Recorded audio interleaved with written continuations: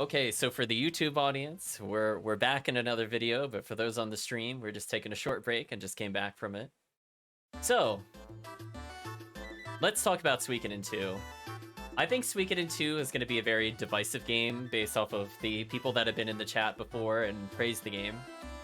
I will be very blunt and start the review off with, I will probably never touch this game again, but I could see that there are reasons why people would like the game. So I have like a little bit of scratch notes here or there to kind of make sure I hit certain plot points I want to talk about. And in general, I just want to make sure one other thing is open before I go too much further.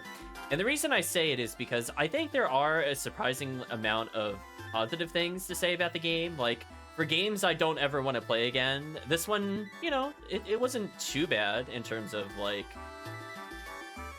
its offerings. But I do think there's enough flaws in it that prevent me from ever really realistically wanting to come back to the game. So let's just do a walkthrough, and then we'll talk about some of the aspects maybe in more detail as we get in there. And I think the best way to explain how I felt during the game is that it fluctuated a lot from when we began the game to the end of the game. So let's do, you know, Bright Eye, Bushy Tail. We start up the game. We're introduced to a pretty solid intro animation. The songs are pretty good from what you can hear. It seems like it's an overall quality improvement in terms of both the look of the menus, the character animations, and even the length of the dialogue is a lot more substantial.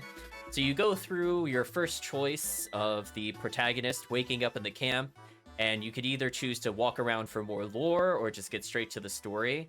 And things are off to like a really good pace, you know, like it kind of caters to different styles of players. We get a sneak peek at the combat. The combat looks like it has got a little more of an element to it, so there's a bit more strategy than Suikoden 1. So, you know, so far all really good things to say. You go all the way to the intro cutscene where you have a flashback introducing the characters while seeing the credits, and that also is pretty well done. So where it starts to fall apart, I feel, is a little around the time the game decides it really wants to start pushing a set path for you. So think about it this way. You wake up from the river, you end up in the fortress, and I was thinking they were kind of doing it parallel to Suikoden 1. So for people that haven't seen that game before, I will be making some references to it. But from the beginning of Suikoden 1, you go around as a party, right? You're not really given a whole bunch of instruction, except from the Imperials. And I think, funny enough, my feeling from Suikoden 1 was that it purposely railroads you with characters you don't like, because ultimately they become the enemy, and it gives you that sense of freedom when you're finally not having to follow what they do. So when we're doing a very similar thing in the Mercenary Fortress, where we're given rather menial tasks in order to progress the plot, I thought it was kind of going in that direction, and I thought I was kind of making a parallel in my mind between those two play styles. And where the game starts to fall apart, I think specifically, if I had to name a point where I went from, wow, this is a marked improvement, to, ooh, this needs to be marked for improvement, do you know what I mean, chat? Is roughly around the time where they burn the fortress. Actually, even a little before then, I think. Let me verify. A little before then, actually. So the big issue with the game is that it makes you go back and forth already at the beginning of the game multiple times back to this fortress. You go to the fortress, you talk to the people, you go back to the other guy. You talk to the other people in the fortress floor, you come back to the other guy. You go outside, you buy some items in some town, then you go back to the fortress. So it's already setting up this pattern of repetition that is not really adding anything to the game. So when people are saying that Suikoden 2 is a longer game, or that Suikoden 1 is a short game, I think we're starting to see, and I guess if I had to articulate it better, the way in which time is spent in Suikoden 1 compared to Suikoden 2, it just shows how much more refined and to the point Suikoden 1 was, where I feel like Suikoden 2 did a whole lot of things to waste your time. So it is maybe roughly an equivalent a few hours more of story. Maybe you could argue there's 6 hours more of overall story than Suikoden 1, with a whole bunch of more side content comparatively. But the problem with it is that a lot of the time spent is just backtracking to the same locations over and over and over again. So I'm gonna I'm gonna hold off on one point because I want to bring that up. But I feel like a big issue with this, and it'll build literally all the way until the end of the game, is that it really just doesn't give you the correct options of traveling around the world map, and it locks off way too much at the beginning of the game. So let's reflect on how the rest of the story goes, and we'll see how, as I said before, there's just little moments in the game that just start to build up into why I feel like this game ends up being a big issue, in particular with plot pacing. So you've gone back and forth to the fortress at least twice at this point. You dual flick for the first time, so kind of a neat way to see a mechanic. And you are immediately confronted with one of the worst mini-games in the entire series, the major battles. The major battles are such a waste of time. Like, it is literally a joke in chat whether or not I have to actually do anything to complete them.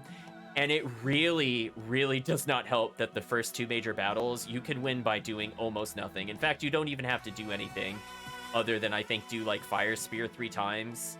You don't have to clear any specific Udens. You don't have to hit a certain location. There's not, like, a clock you see that you have to survive to, but that is ultimately how you win.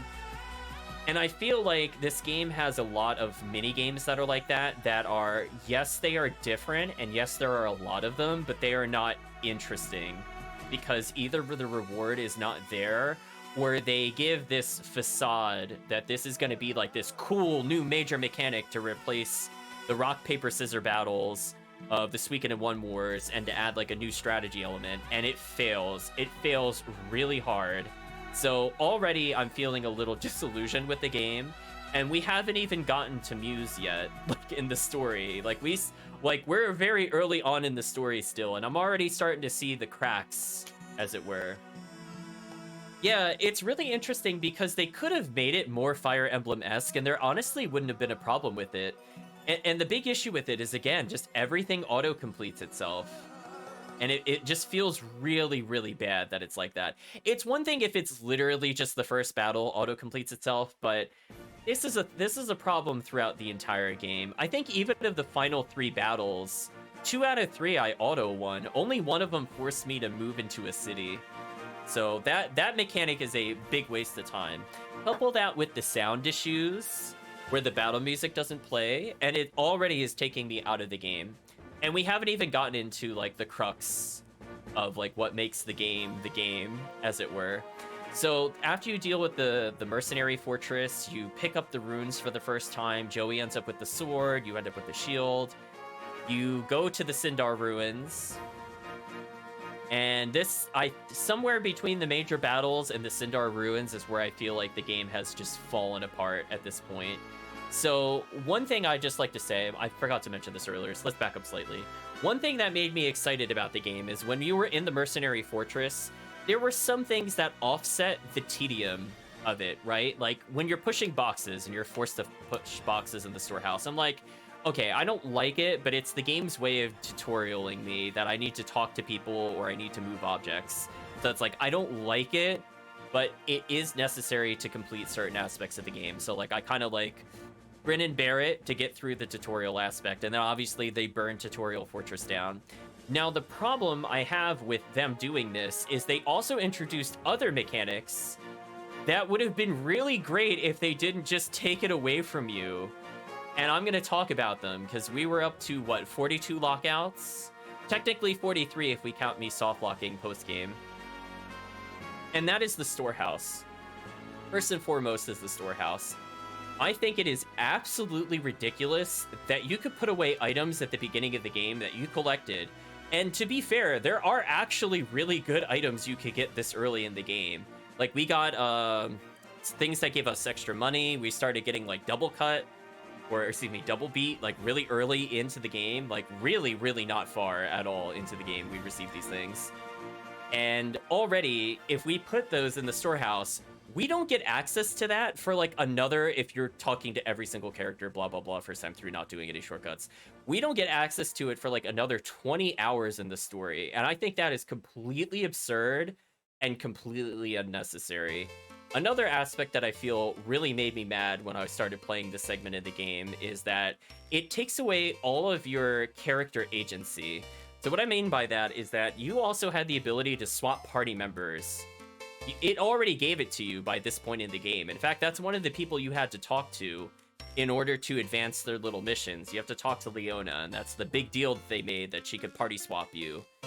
And so, like, then I get to the point where the fortress burns down, and oops, I guess you just gotta play with these random-ass characters that you didn't necessarily have in your party, but you recruited them early.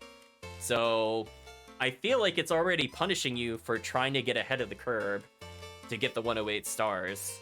So, like, it's both an interesting thing to allow you to get the stars early, and then it's just so bad if you get those characters. It's so bad. I'm looking at you, Millie. I'm looking at you, Millie. I'm never gonna forget Millie. Well, I'll forget her eventually, but I'll never forget the frustration of Millie. So then it takes you through a rather long and kind of maze-like dungeon. While you don't have access to party swap, you don't have any access to item stores, you don't have access to anything. So the game has just gone around and has burned down, at this point, several villages.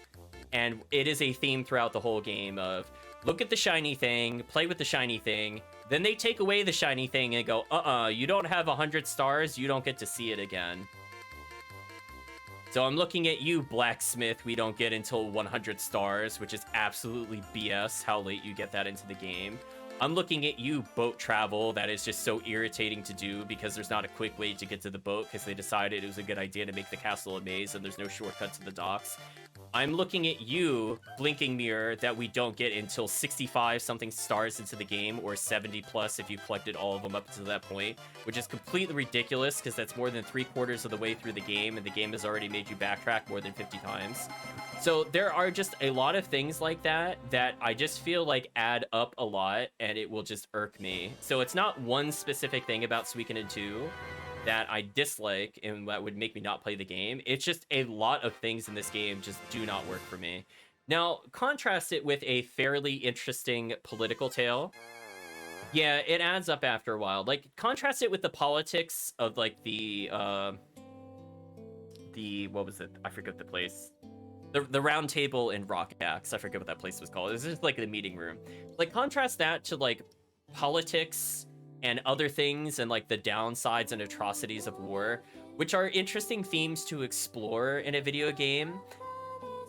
And then you couple that with getting DMCA'd by this person. Hold on a second, chat. I think this was the song that was supposed to play. We'll talk about the many bugs later. Don't get ahead of us, soundtrack. We'll go to victory theme. It's close enough.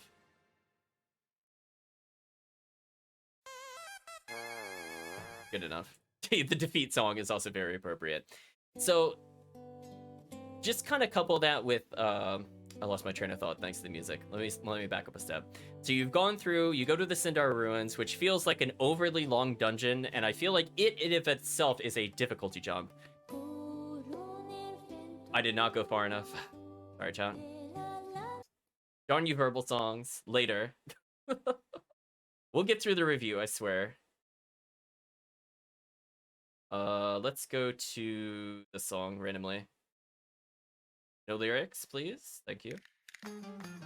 Better. So you're going through, you escape the very kind of pointless maze dungeon, which, again, this is one of the things that was starting to build on me. It's not like one dungeon in particular, it's all of them. Are you being serious with me? Are these all vocal? Okay, I'm just starting the soundtrack over. I give up, chat. We're going back to the beginning. Enemy attack indeed. So couple that with this really long dungeon that is longer by far than anything in Suikoden 1. Like that dungeon to get through the Sindar ruins was, I think, legit longer than the final dungeon of Suikoden 1. So it feels like kind of an endurance test. You're in an area with characters you didn't select, with no ability to get items, with no ability to buy more equipment, with no ability to do smithing, with no ability to retrieve store items. And it just kind of forces you to learn with this party, which may or may not include characters you've played with before. And it doesn't feel good. So we're not off to a great start, and we're not very far from this in general. So we're entering Muse, and guess what? You entered another town, you're booted from it. So, you know, goodbye Muse. Thanks, I guess, question mark. The game very briefly opens up It shows a bit of promise of what the game could have been like. So you travel from Muse, you essentially go south via boat, and you have kind of like a pick a village to advance the plot. And that part of the game was okay. But unfortunately, chat, one thing that I think really kind of draws away from it, and why I'm not a big fan of a lot of what this game does, is that when it's been focusing on Luca Blight, which people say is one of their favorite parts of the game, and granted, some people like it, I find him kind of very scenery chewing, and I kind of voice acted him that way. He's very Saturday morning cartoon with the look and feel of Guts from Berserk. So it just, he didn't really gel with me. I understand he's just like really, really evil, but him just being that evil is not interesting to me. I like more nuanced villains, and I feel like they took a lot of maturity away from him, indeed. So I will never latch onto a villain like that. He literally laughed like every third dialogue box. Just, or whatever. But it's just kind of like, he didn't appeal to me. So I'm like, okay, let's see where the game goes.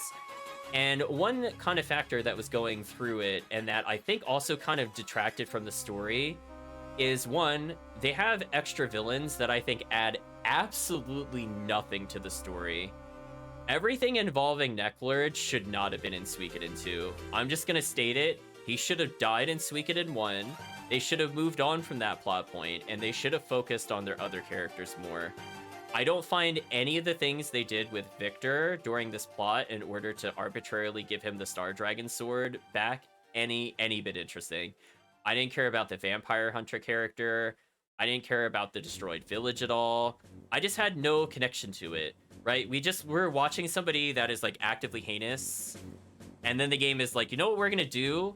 We're gonna have another really over-the-top villain that does very similar things, but instead of killing them, he just makes them zombie servants. But he is essentially the same character. So I feel like it was very redundant. And the fact that you have to fight Necklord more than once because he escapes the first time you do it, I just feel is like really bad from a pacing standpoint. So all the while that you're doing this and running around to these other cities, and I'm already feeling very disconnected from the plot because the plot has decided to just care about Necklord for some reason. Nanami. I hate that character, chat. I hate that character. She just never shuts up. I dislike that they introduce a mechanic to convoy join people. And it's like they finally fixed an issue in Suikoden 1 of the forced party members, right? Because that was like one of the big detractors where they take away that agency. You're going to hear me say that word a lot. Where they take away the agency, where you get to choose your own party. And then instead they're like, nah, 5 out of 6 characters are forced. And then I'm like, what's the point, Suikoden 1? So instead of fixing that issue in Suikoden 2, which by all means, they had every opportunity to do so, Nanami, for 3/4, if not more of the game, decides to just automatically boot her way into your party. And pretty much her, and sometimes Victor, and sometimes Freed Y, just ignore the convoy system altogether. Which is really bad. I don't know why they do that. Could they not they already programmed the convoy system to allow NPCs to be there for plot points that they should participate in, but then they don't let you move them there most of the game anyway. Like, you can move certain characters like Sai there, for example, or Koro, or whatever his name was later on in Tinto. But like, every time I don't want one of those characters, it just forces them into the party, which is really awkward. And I know they're trying to shoehorn in Victor because he's got the Star Dragon sword, and that's the only way you could defeat Necklord.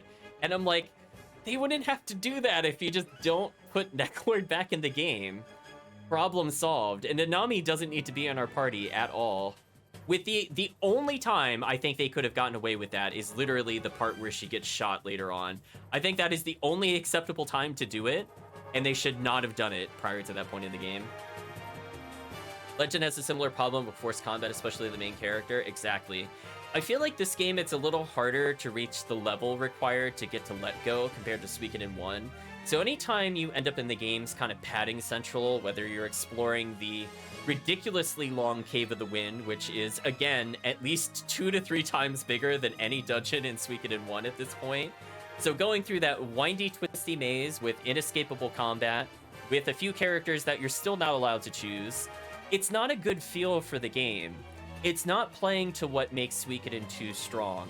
Like, Suikoden 2 does a lot right with combat. So let's take a small aside here before we continue with other discussions. So, like, Unite attacks. Generally, there's more of them. They feel generally more powerful. There's more ways to buff them, because combat, you could give people Berserk. There's attack runes, which adds more balance to the melee side of things. Obviously, magic casting runes are still broken in OP, yada yada. But I feel like the gap is not as extreme as it was in the first game, where it isn't just like, oops, all mages, and that's how you win.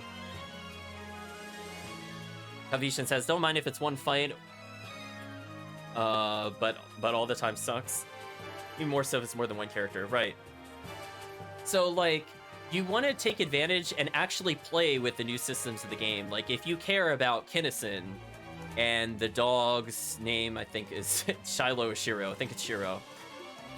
And you want to put them together because they form a Unite attack. Or you have Gengen, and Gengen combines with the dog, and they do the Bow Wow attack.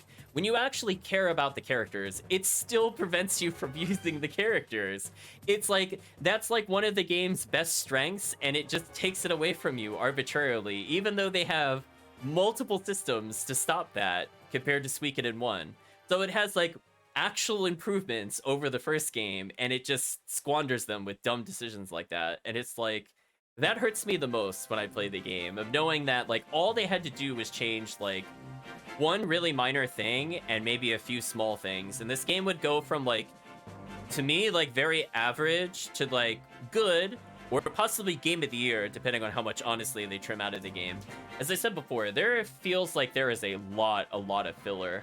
And I think it doesn't help when you come into the next plot point. So you go through, you get your castle. Castle's already a maze, already mentioned that. I hate the castle design in 2. It feels like a real castle, which is both good and bad, as it just becomes an unnavigatable mess. It has way too many floors. It feels bad. So, next plot point, Two River. We get introduced to my second least favorite character of the game, Chaco. I hate Chaco, chat. I just... He's an annoying brat on purpose, and you're supposed to care about him later in the story, and I'm like, man, I hope he dies. just straight up, chat. I'm like, I found that character just insufferable. He's a very bratty character, and he just robs you, and he makes you go through yet another pointless padding side quest, where you can't just go talk to the person you want to go to. They make you go through this run through the sewers. And here comes one of the biggest problems I have with the game. Boss difficulty. I feel like some of the boss difficulty in the game is all over the place. We're gonna skip ahead slightly. So I feel like I didn't have as much trouble with the Necklord random boss that isn't Necklord, but man, that sewer boss is like... the random giant, what was it, porcupine thing? It was some rodent thing. What a random waste of time. It adds nothing to the game. It's not there because it's threatening the city. It's not there because the enemies are leading an ambush. It's not there because of something the players did and we're looking to correct a wrong. It is there for the sake of having a boss battle to punish you for going all the way through the sewers without leveling, and it feels super bad. Super bad. So already, you know, I'm already having a lot of misgivings with the game. So then we're going to combine it with one of the worst side quests in the game, and I'm going to tell you why it's one of the worst side quests. So we're going to come into the fact that we could do a side quest for Hicks and Tengar in this game, where it is supposed to be kind of a comedic relief moment where you see the completely oblivious and dumb Hicks fall for the tricks of the very poorly planned out Tengar, the soon-to-be wife character, and it falls so flat. And the reason it also falls flat and doesn't set the mood for that kind of thing is that it makes you backtrack so many goddamn times between the castle to the Westlake City to Capold Village. I kid you not, we went through that port and that session at least 9 times. And you know what they could have done to resolve this, chat? That would have made that not tedious and not a complete waste of time to do over and over again? The blinking mirror. The game has the mechanics, it just chooses not to use them, or it chooses not to give it to you. And I feel like that is a summary of almost every issue I have with this game. So, like, that would not have been an issue if at the time that we had started the quest, we had already had the blinking mirror. So if they told me to go to South Window to pick up some beads or whatever, then it wouldn't matter because I would just go and teleport there and then teleport back, right? You have that ability to go quickly. Also, it seems the music video gave up. I'll just reload it and try again. Good enough. So, like, it's adding length to the game, but not anything that contributes to plot, lore, bonus items. Oh, actually, we're gonna have another aside here. Bonus items, chat. Bonus items. This game gives you way too many items that you could do absolutely nothing with. Think about it this way. We got stuff for the Guardian deity before we even hit castle level 2. In fact, I think even before we hit castle level 1, before we even got the castle. Welcome back, Chris. We're in rant mode right now. So, for example, the Guardian plans, we could pick up at random spots in the game. We could get them as rare finds. We could get them from some drops. And you can't use them until the last 4 hours of the game. Why? And you don't have access to the storehouse until at least this part of the game, which is like a good 15, 18 hours in if you've been playing the story. So I'm like, why? And then they gave the storehouse very limited space compared to how many random items you can't do anything with. Like, did you collect 12 recipes at the beginning of the game? Well, say goodbye to one of the 6 pages that you have access to. Oh, you've been holding runes for other characters? Guess that's another page. Oh, hey, look, window sets and sound sets. Hope you don't need those. You're not going to see them for another 60 to 70 stars.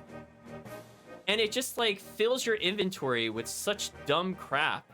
And it's just, like, all they had to do was just give you those characters early so you don't have to hoard it for, like, the whole game. Right, chat? Like, this is not an unreasonable thing to request in this game. Like, it has everything it needs to not make this tedious or annoying, but instead, I'm sitting here, like, halfway through the game, 3/4 of the game, constantly touching our inventory because I have all these items that I want to hand over at some point, but can't do anything with. So, like, why? It's just, like, really questionable decisions like that kind of circle every moment in this game. And so now we're coming up to, we go from one of my least favorite side quests in the game to what I consider one of the most pointless arcs in Suikoden 2. I feel like this is such a time-wasting arc, and everything about it makes me mad. Its execution is terrible, the characterization is terrible, it introduces my 3rd least favorite character in the game, and honestly, if you take away the school setting, then it could literally be in every other damn village Luca Blight burns down. Like, oh no, he captured Green Hill like every other town we've been to. Like, yada yada. The plot point's already on repeat. Reasonable and Suikoden, of course Ziggy's confused. So I'm talking about the Green Hill and the stupid school. What a waste of time. I think by this point in the game, I realized the game is just going to make me do one of 4 things. And this could basically summarize the whole plot. You start off by leaving a bed. You go to the Great Hall, you then go to whatever town they want to, you get locked out of it, you may or may not have to go to bed again in the village, but then you definitely have to go back to bed again, and then you have to go back to bed again, and then you have to go back to the Great Hall and repeat this and get locked out of things every single time. And it follows that formula over and over and over and over and over and over and over, and it just gets really tedious. Yeah, it's the lockout and sleep cycle. We got up to 42 lockouts in this game where I'm either deprived of the ability to go to shops, the ability to swap my party members, the ability to leave the damn place that I'm in, and it just keeps happening every single plot point that we go to, and it is just like, ugh. It's okay if it happens once or twice in a game. It's not usually a problem. The problem is that it's literally, like, of the 14 towns or so we go to, it happens in every town. There's almost no town we visit that we don't immediately get locked out of or told we can't go back to for some reason. It's ridiculous. Absolutely ridiculous. So we're about like halfway through the game's plot. We go to we go to, what is it, the highway town. We go to BS Mountain. Remember BS Mountain, chat? That's where all the goodwill in the game died. It was on BS Mountain. That's where I stopped having fun with the game, for sure. And I just went to the, I'm just gonna complete the game. Like, the battle balancing later in the game is absolutely atrocious. Why did they think it was okay to allow 6 characters with a never miss insta-kill have more than 50 to 60% more speed than any character would realistically have at that point in the game, so that you would potentially just party wipe? Like, these are just really basic things that you should just find it within an hour of playtesting going, that feels really bad. Let's not do that. And no one had that thought while designing some of these encounters. And we're also kind of coming into a weird point where I feel like the boss battles go from like overly unforgiving to just kind of easy to some extent. Like, it gets a little harder on the final fights, so it kind of course corrects itself a little bit if you don't abuse all the mechanics. It is like a decent challenge towards the end, but like around this point the bosses were just kind of brain dead easy. First tried everything, barely did any advanced tactics, won automatically. Oh, the birds, the Hicksock Dream Team, something like that. It's just like, why? And then we go into like yet another non sequitur. So we finally defeat Luca Blight, who has like the most build up to him, and that's probably the highlight of the game for a lot of people. And I could see that. I perfectly understand why people would like the scene where you have 3 parties and you're like, man, I just cannot kill Luca Blade. He's supposed to be a tough fight. Honestly, I didn't find him like crazy hard. We just got really bad RNG. And you know, you take all your 3 parties and that's still not enough. And then you shoot him with arrows and it's still not enough. And then you hunt him down to the tree. And then you stab him and duel him. And then that is finally enough and you finally kill this character. And I feel like that's like one of the few strong points in the plot. And had the game ended there, I think honestly it would have been better for it. I don't feel like the rest of the game is really worth playing, because like what immediately happens after Luca Blade? Is it a resolution with Joey? No. Is it dealing with Nanami? Sort of. Instead, we end up going to Tinto.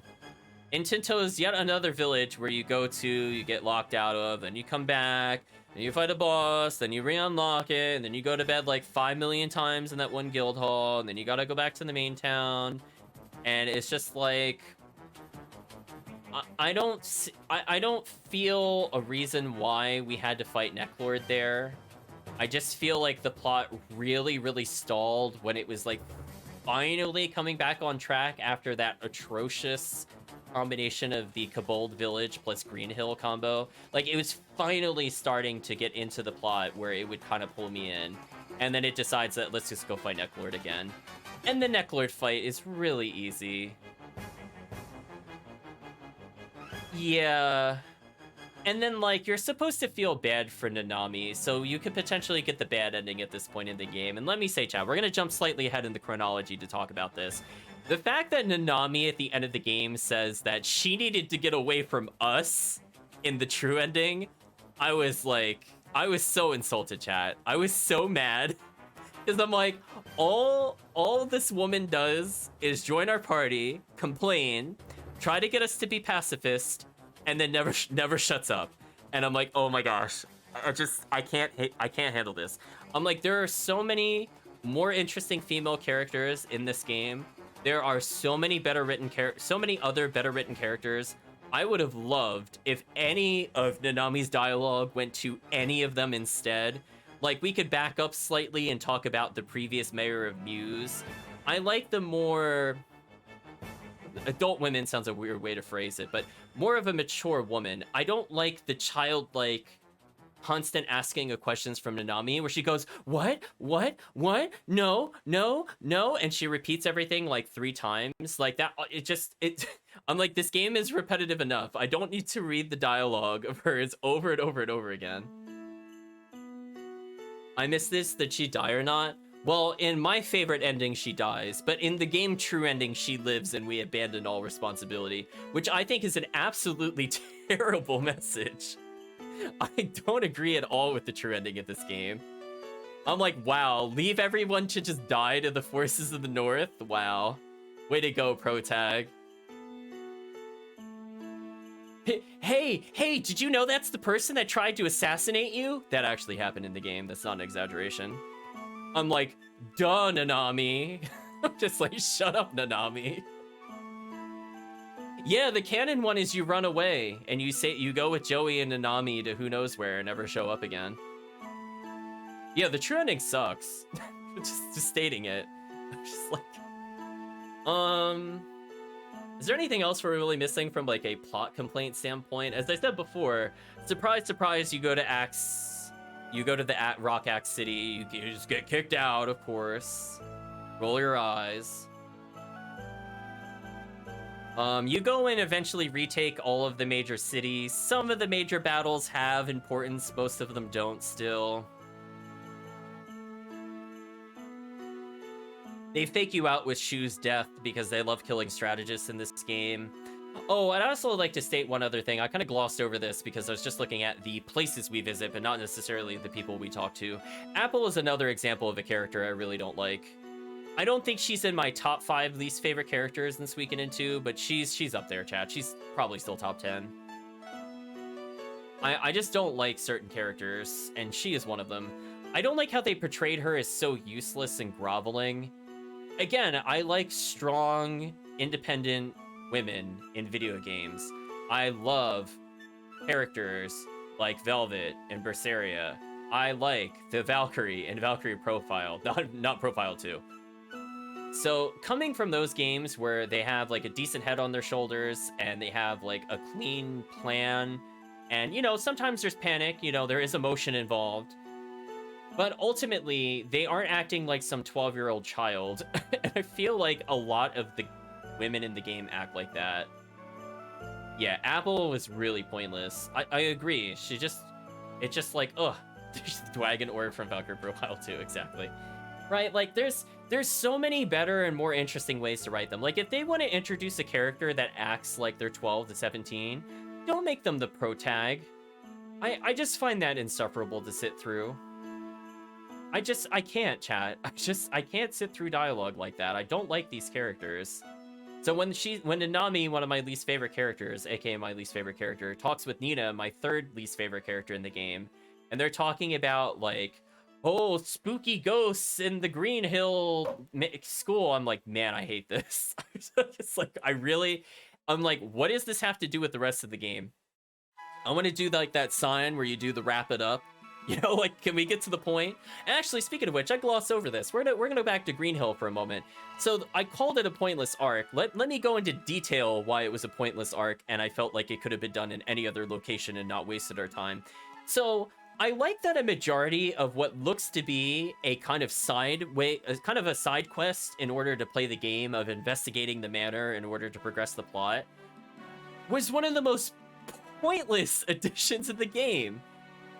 Like, if chat is not aware, I'm gonna remind you, in order to actually solve the mystery of the person that is running around, or the spooky ghost that's running around the school, your only options are to go to sleep 4 times in a row to advance the plot.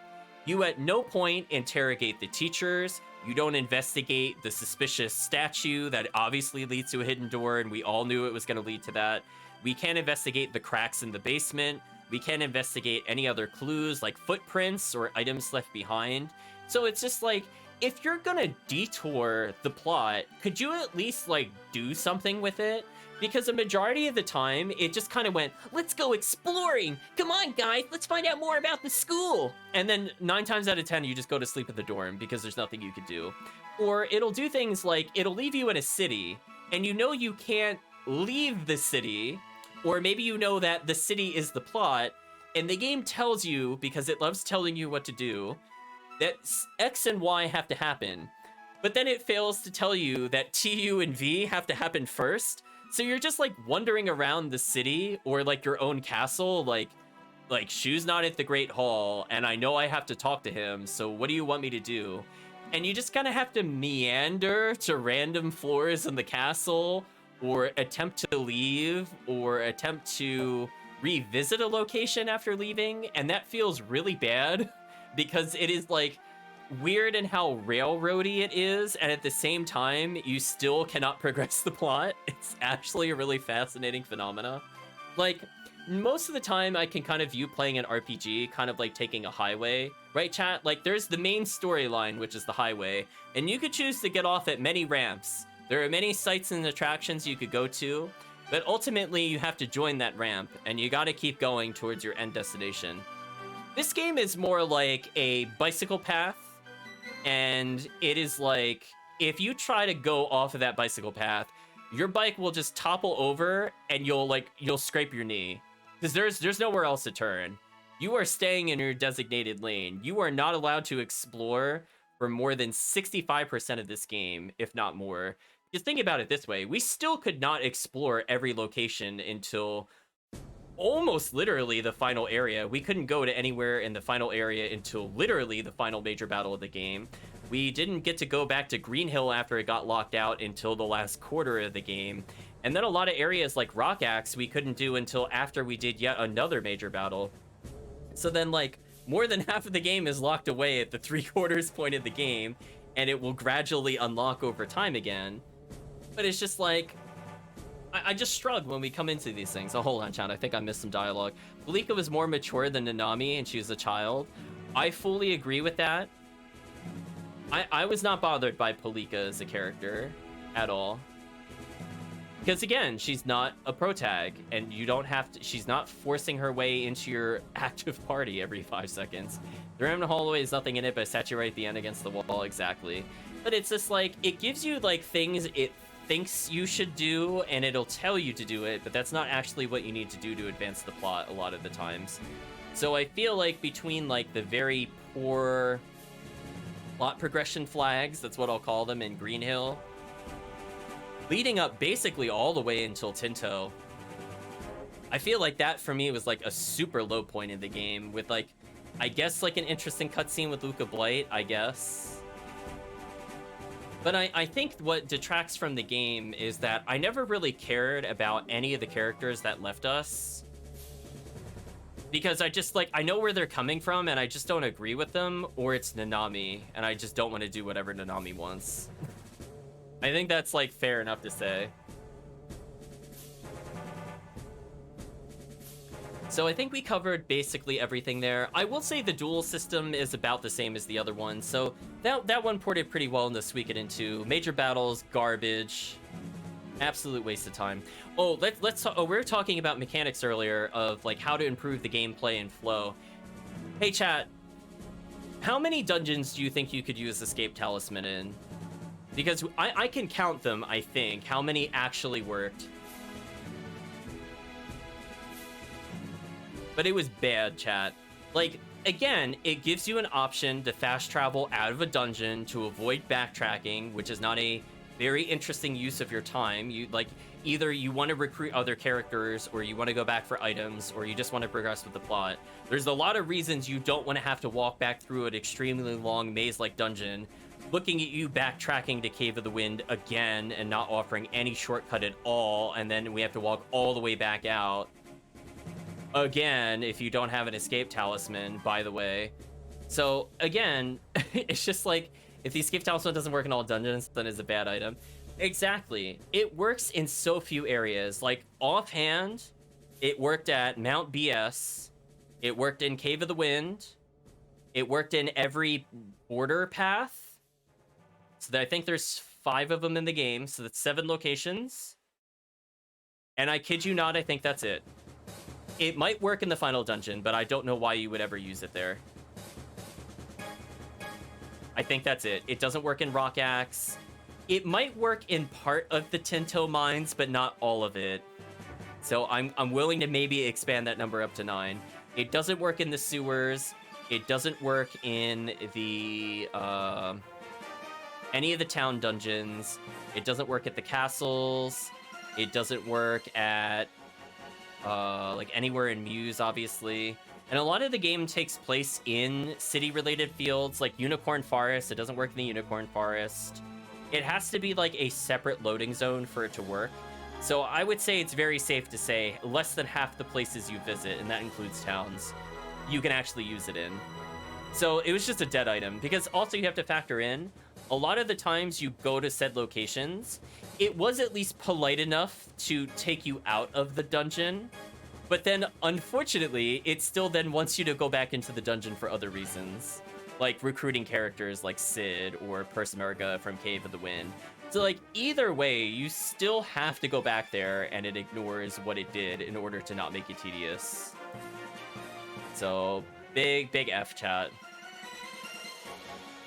I didn't really like going back to Greg Minister every time to get Tick Doll. I mean, I guess he's a bonus character, so I'm not gonna like penalize the game in my mind too harshly for that, but that was kind of an unnecessary trip. I also feel like some of the characters in Suikoden 1 should have definitely gotten portraits, given that they were playable characters in Suikoden 1. So from a lore standpoint, I really did not appreciate that for characters we sort of played with or interacted with, like Barkus, the bandit leader, for example, did not get one, or I think Lepont's wife also might not have gotten one. There was another character in there that didn't get one. I don't think Cleo got one. Pawn, I don't think got one. Remio did, though.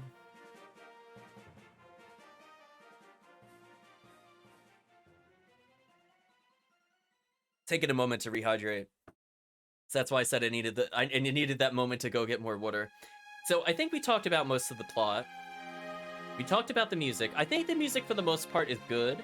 I think where it has bad songs, it's unfortunately in areas we have to revisit often. One of my least favorite songs in the game is the castle theme. I really don't like that castle theme, and the fact that you have to keep going back there over and over and over again does not help. I think, for example, the song that's playing now, like the tragedy song, I think it's pretty good. And I think some of the battle themes are kind of interesting. So it is more hit than miss, I will say. But unfortunately, it suffers from the same issue we've seen in other games, where the music loops are just too short. Where I don't think I would have an inherent issue if the song was from 1.5 minutes to more like 3.5 to 4 minutes. Because it does kind of grate on you when you're in a plot area and you're listening to that one song over and over and over again for like 20 minutes reading the dialogue. Or like when we went to Tinto City and it shares the same song as literally every location in that area. So I don't know if they were like rushing it or if they just picked the wrong song. Honestly, I don't really know. But it just felt really weird. Kind of unfortunate.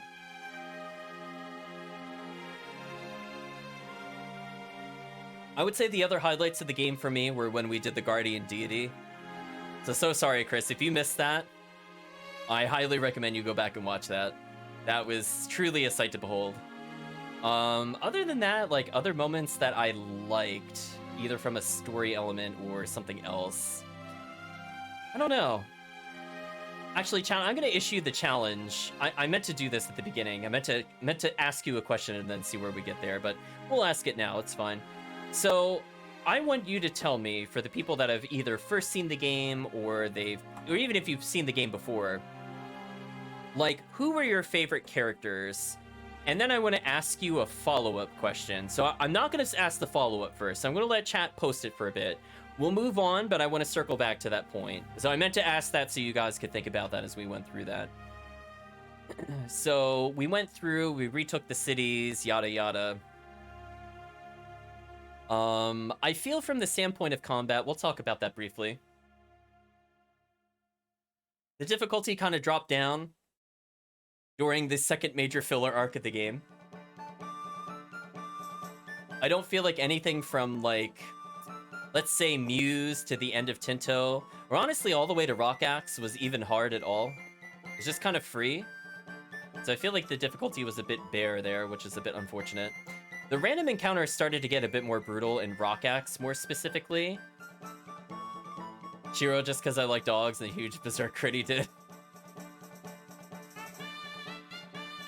I was gonna say, is chat gonna name any character other than the dog? I'm just curious. And then, like, I could even ask another question that isn't a follow-up, but, like, did you have a favorite story character? Obviously, chat loved the animal characters, from what I'm seeing.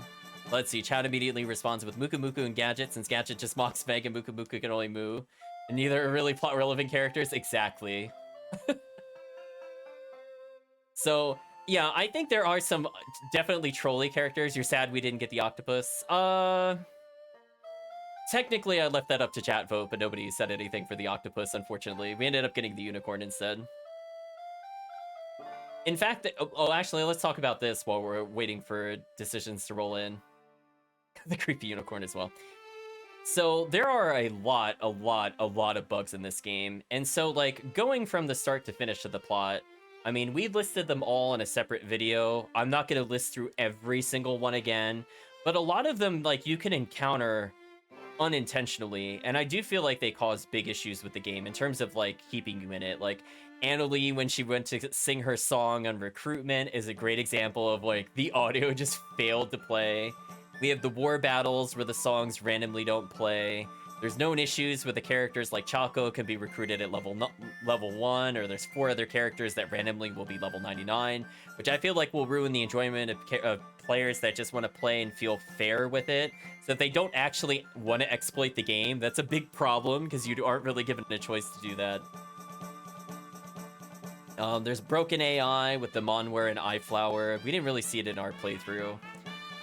Maybe the kindness rune bug would happen for players if they die really often and they're not really comfortable with the combat system. They accidentally end up at 999 attack and completely remove all challenge from the game. I feel like those are fairly common. Maybe the item scroll shop casual players might come across and see that items that are supposed to be unidentified are identified in the shop by accident. If you're really unlucky, you'll do the Tinto glitch where we softlock the end of the game. For people looking to collect items, there are just so many collective bugs.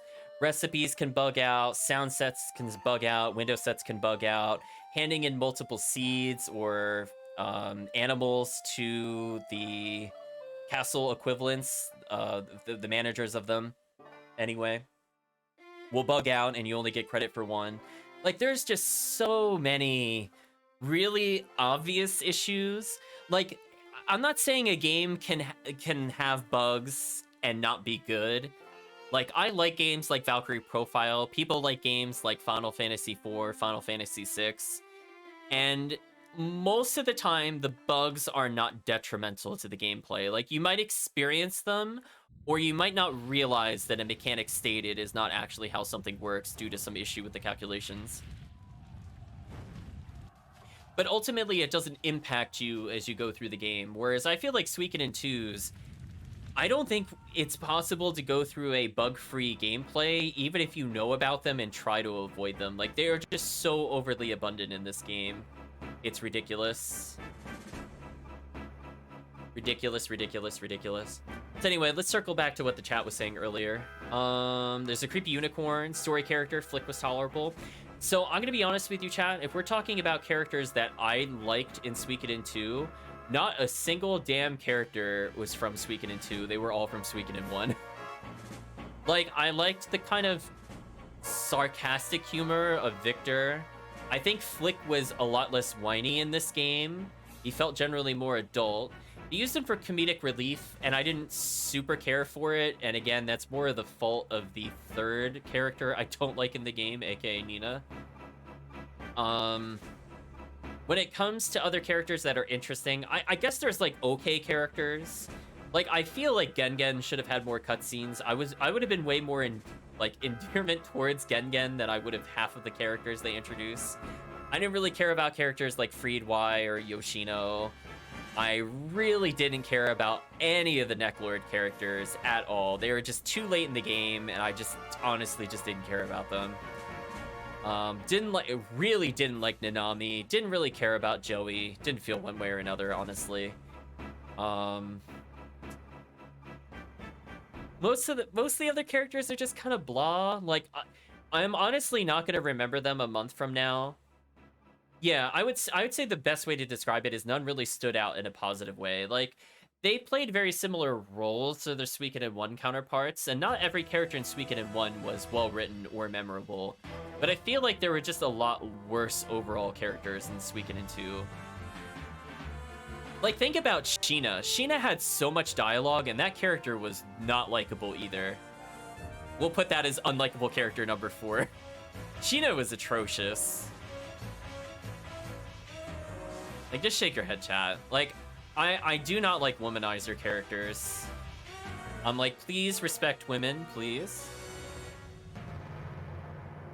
I don't find it cute or endearing. I'm like, please go away, Sheena. I don't like you. You like the junk face dude? He's like, okay. Like, the character I kind of liked that was from Suikoden 2 would have probably been the mayor. I wish she had more scenes, as she brought in more backstory with Victor, and I feel like her interaction with the plot was probably one of the only interesting things that Suikoden 2 brought to the table. I didn't care about Jillia. I didn't really care about Polika. I didn't care about, like, anybody in Two Rivers, like, at all. Hated the winged characters. Hated them, chat. It just, like, going through it, Hicks and Tengar, it should have been funny, but it just wasn't. It's just like, I just sigh. It's just like, oh, time waste. I guess we'll recruit them eventually. Does Rio talk besides the dialogue options? No. That's kind of to be expected. I'm not going to put it as a mark for or against the game. I don't feel either way towards it. But I think the way I view an RPG is very similar to how I read a written source or how I watch something like a movie or an anime or something like that. It's not necessarily about the protagonist. Like, the protagonist just has to be bearable, right? Like, they don't have to do anything crazy. I find what pulls me into a game or a medium in general are the side characters. So I find the plights of the side characters more interesting because they are more likely to have more serious consequences than the protagonist. Because usually, you know, people joke about characters having, like, plot armor. Like, do I think Rio will die throughout the course of the game? No. Do I think the main 108 stars will die throughout the course of the game? Probably not in this particular scenario. But when it comes to their interaction with their family or their own personal goals, they're not really guaranteed to get it. Where I feel like if you were a betting person, 9 times out of 10, things will generally go your way with the other characters. So Rio's plight, quote unquote, was not really interesting to me. I didn't really care about his, like, big thing between him and Joey. And unfortunately, because I didn't care about Joey, it didn't help me with the relationship with Nanami. So 2 of the main characters, one an antagonist and one that antagonized me with its incessant joining of our party, neither of which I really cared about. So it just kind of led me to Luca Blight, and I don't feel like he had a really great supporting cast. It just kind of... You don't like silent protagonists, just a preference? They feel empty to me. I see why. They move away from that more, especially in the third game. The third game, all the protagonists have a pretty strong personality, I feel, for the most part. So you might end up liking the third game a bit more once we get there. But I will state that it's just, like, the amount of dialogue that went to characters with, like, really atrocious personality traits is insane. I do find it funny as we go through the plot of this game and we get to the end of the game that Leknek just kind of teleports in, says, like, 6 lines, and then pieces out. Like, what was up with that, chat? Could they not introduce it in a more natural means? Like, couldn't she have done that when we go to sleep so that way the plot advances and goes forward? Also, chat, I'd just like to remind you all that at one point in the game, it sends you to bed, but doesn't put you to sleep. But the only thing you could do is try to leave, and then it tells you to go to sleep, and then you go to sleep. Like, there are just so many weird, questionable decisions with how they choose to end certain, like, I'll call them plot arcs. It's more accurate scripts in the coding sense. And it just feels really unnatural. I feel like this character has gone to bed more times than any other protagonist in any game we have played on stream. I feel like that's a safe bet. And that includes going to an inn and resting and things like Berseria. I think we have slept more in this game than any other game. So we could call this character the Captain Narcolepsy or something like that, chat.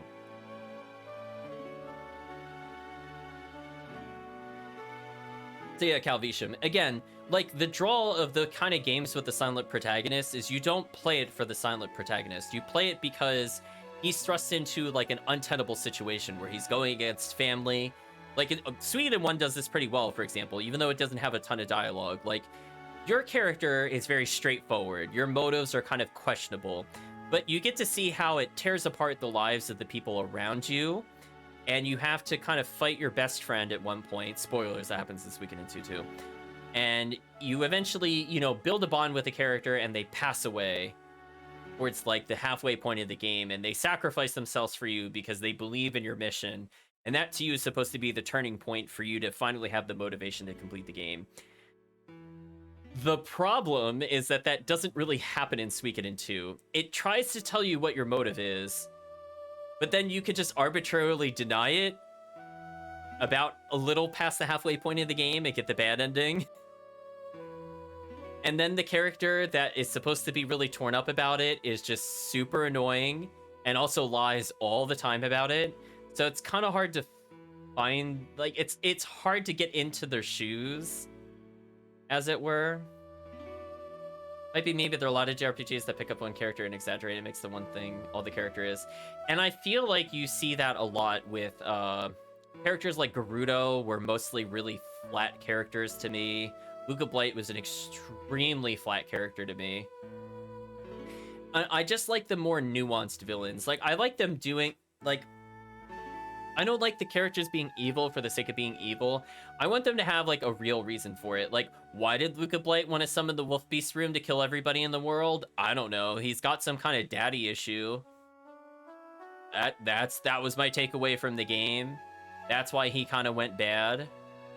But, like, why he wants to destroy the world after he kills Father? I don't know. Because the plot has to happen, I guess. Like, I don't know. Perfect mayhem! Hello back, Secret Gaming Crew. Hope you're doing well. I think it's Seraphin. Trying to remember names, trying to get better at it. But welcome. We are at the review point of Suikoden 2, but we have just beat the game. So I just feel like when you come into the JRPGs like that it's just really unfortunate when you have those like really flat villains. And I feel like those characters will not really stick around. Like, I feel like people might remember the scene where Luca Blight was making them act like a pig and then kills them. But I mean, that's just like being evil for the sake of being evil. I don't find that very interesting from like a motivation standpoint. And, you know, to some extent that will be personal preference. I just prefer, if we're doing an RPG, I just like to have more deep-seated reasons other than, oh, he bad guy, he bad. Do you know what I mean, chat? Like, I want to be more compelled. Like, when Joey, let's give another example. So when Joey ended up becoming the king after Super Evil McEvil got killed, like, why did he feel an urge to fight us? Why could he not go back to things? He just said it, but, like, the game didn't say it any other way. I guess in a very loose sense, it implied he couldn't do it because of the Beast Rune, but then he couldn't just, like, end the war and ask for help to deal with it either. Like, I just feel like it was kind of arbitrary. He's memorable but not complex. He's 100% a hammy Saturday morning cartoon villain. Exactly. I think I made that exact reference more or less in the beginning. Yeah, it's just like, even though the characters were also kind of flat in Suikoden 1, like, Necklord was just evil, right? He's just one of the evil generals under Windy.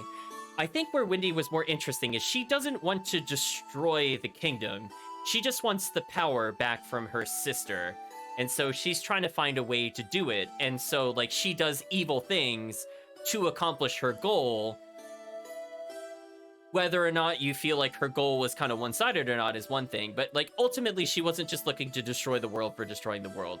She would manipulate the king, and the king decided to go with her due to, like, emotional reasons and things like that. And he finally, like, sees, you know, she's at the point of no return. There's no redemption for her.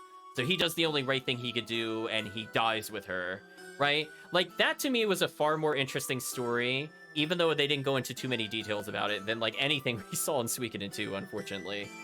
Like, I just feel like there wasn't a lot of depth or nuance with it, because you went through the whole game thinking, like, Barbarossa was, like, a really big bad villain, and then you realize, like, he did it mostly just out of love, even though he knew the kingdom was failing. And when he knew, like, it was past the point of no return, that he had to stop the woman that he loved from, you know, committing the ultimate atrocities kind of thing. Like, you eventually had to turn apart, or change apart. But yeah, I don't know. I didn't feel like the story was all that compelling in 2. And I'm curious if we come into this later in Suikoden 3, because we'll be playing that, I think, as I said before, after we go into post-October games. I'm curious what the chat will think about that game in comparison to the other games, so I'm going to try not to leave too much of a gap. But I think I've exhausted almost every topic I wanted to talk about. You don't remember Dallas from Tales of Fantasia? I think he's a good example of a well-done villain. Right, like, even though he was, like, very over-the-top evil when you talk to him, I will state, I agree with you fully on that statement, and I'm not a huge fan of Fantasia, but I feel like offering that motivation and showing that that said character is not just pure evil, there's a reason they're doing these things, I think really helps flesh out both the world, the characters, and motivations.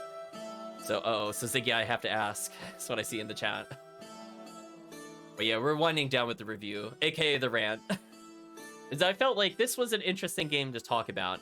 It's not, like, horrible, but it's like, okay.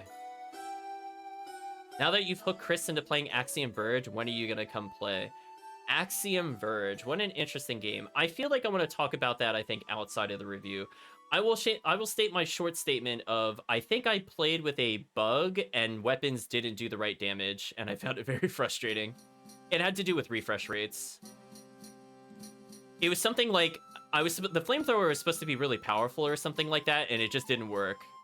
For me, like, I literally could not kill an enemy. I think at one point, I had the weapon on them for 40 seconds or more, and it just didn't kill them, and I'm like, but why? What's happening? I don't understand.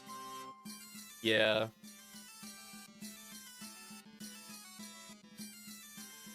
So I'll circle back on that topic at some point. I mean, maybe I'm willing to give it a shot now that I think it's been patched, maybe.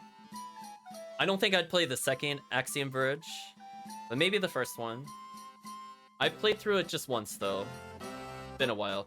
Again, I remember getting stuck due to the damage bug against the second to last boss because I couldn't out damage the guaranteed damage, which was really awkward. It was very awkward. Switching weapons eventually let me get through that boss, but I got really confused. Oh, VSync off still matters? Oh no. Well, that's good to know. Never fixed, I guess. Yeah, I remember getting stuck there. Also, yes, play 2. I'll think about it. So, let's see. I think we touched upon most of the points. I'm just looking at my scratch notes to see if there's anything I missed before we go any further. I mean, in theory, I could play Axiom Verge as a backup game for October. I actually will not rule that out. Because I was trying to think what would be good after a Castlevania, and Axiom Verge is close enough, honestly. I could probably show it off. It's not something I would normally stream, but it's kind of got the horror vibe for October. Put a little bit of that, chat. It's not a no for doing randos, you'll take it. I'll see how I feel about a second playthrough, now that I'm more mindful of certain issues the game has. I don't think I will do well in races, so I really doubt I'll race very often. Let's see. Anything else I didn't mention from the plot? Let me take one last look. We talked about different characters.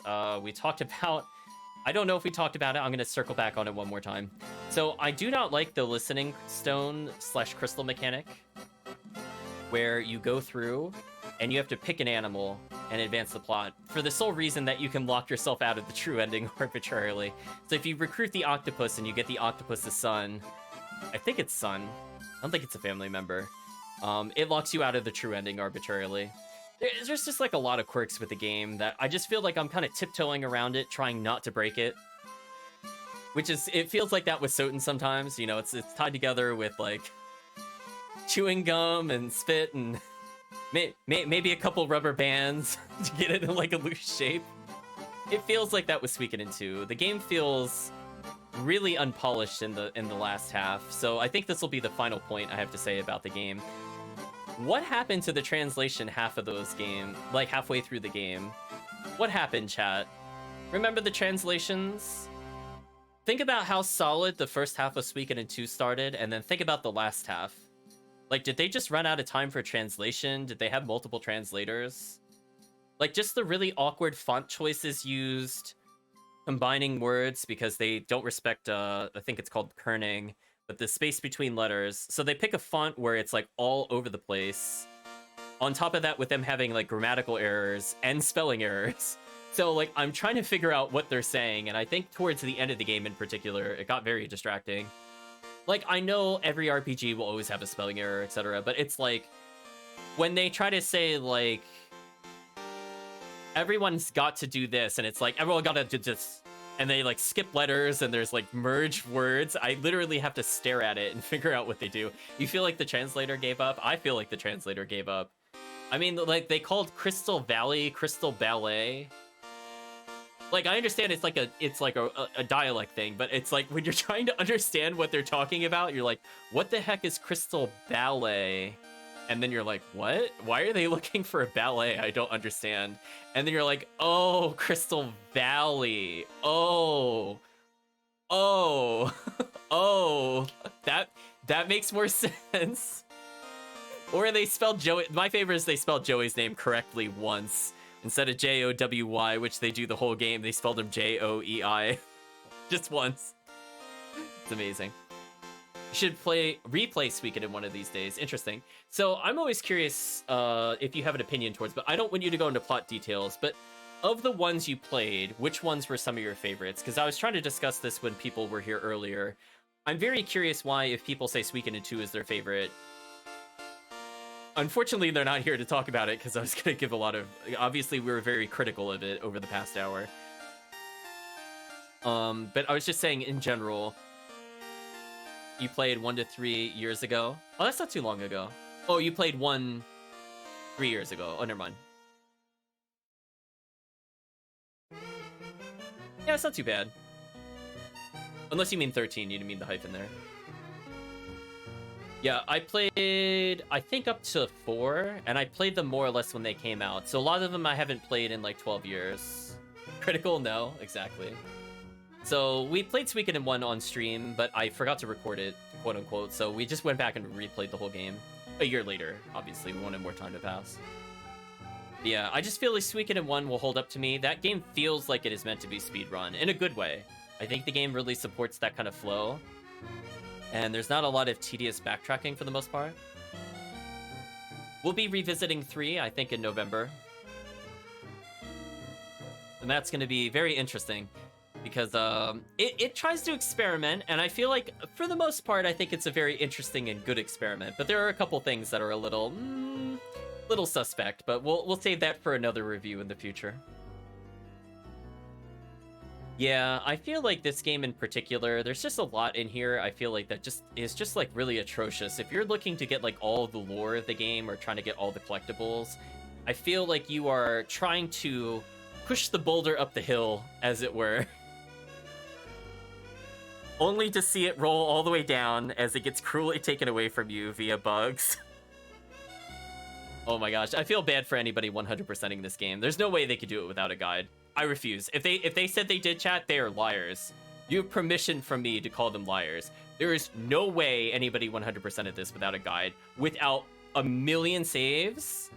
No way. And even then, they would have to save from like the beginning of the game before they bug out and glitch items. So I don't believe them. I don't believe them, chat. If their play file is not like 140 hours, I don't believe them. As we have seen all sorts of glitches, all sorts of not just up the hill, but the hill's the staircase. Oh no. I was reminded of a very non sequitur scene, and I feel like to some extent this does apply to the game. So for anybody that's seen Hunter x Hunter, I know this is a weird aside, but I'm just gonna make a reference to it. There is a scene, there is a very long scene in it, in the Chimera Ant arc, where the protagonists are running towards a staircase, and it draws this single plot element out over the course of an episode and a half, and it is one of the most excruciating things I think I have ever sat through, where you know all they have to do is get up the staircase, but for some reason everything is in slow motion and they're in like hyper think time and it feels like it will never end. Or maybe it's more apt to say it's like a modern Resident Evil movie. You could take either or. And so I'm saying that kind of felt like moments of Suikoden 2, where like you knew where the goal was and the game just refused to let you get there. And you just kind of crawled to that plot point. It's brutal. You're gonna run, Horizon FW's calling you again. Well, good luck. Thanks for joining us. Thank you again for the raid. But yeah, oh no, the Hunter x Hunter stairs. See, chat that has seen it knows what I'm talking about. It's so brutal. I don't recommend watching it. It gave me PTSD. I joke with people both on and off the stream that for the Chimera and Arc, there is before the stairs. There's only the stairs and after the stairs. I don't remember anything before the stairs. My mind has blotted it all out. All I can remember is the trauma of that episode not ending. And that's how I felt about some of the filler arcs in Suikoden 2. It was kind of to that level. Now, fortunately, we did have a guide to get through some of the very pointless interrogation scenes, or to figure out who to talk to arbitrarily advance the plot. Chimera and Arc was a mistake, I agree. And I feel like it was a big mistake to do those kinds of things with Suikoden 2 as well. I feel like they had an improved general system. They had a better inventory management system. I didn't talk about this as much, but I like that it was a bit easier to move items between the bag and the characters, both in and out of combat. I feel like having a character bag was a big plus. Having a key item bag separate was a lot cleaner from UI standpoint. However, I feel like everything else in how it was implemented just kind of made it pointless.